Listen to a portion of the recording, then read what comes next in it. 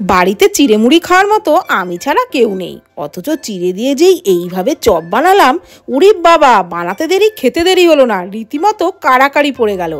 1 cup চিড়ে 2-3 বার জল দিয়ে ভালোভাবে ধুয়ে নিলাম, তারপর সামান্য একটু জল দিয়ে চিড়েটাকে ভিজিয়ে 10 মিনিট রেখে দিলাম।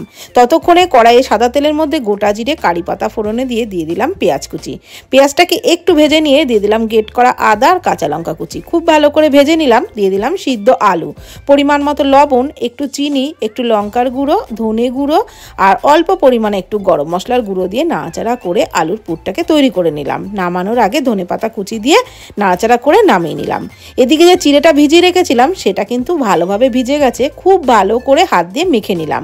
তারপর ওর মধ্যে দিয়ে দিলাম ময়দা, পরিমাণ মতো লবণ আর একটু জোয়ান, খুব ভালো করে আটা মাখার মতনই মেখে নিলাম। দিয়ে দিলাম একটু সাদা তেল, আবারও ভালো করে মেখে নিয়ে ওর থেকে বড় বড় করে লেচি কেটে তারপরে হাতের পাতায় নিয়ে এইভাবে চেপটে তার মধ্যে ওই আলুর পুরটা ভরে দিলাম।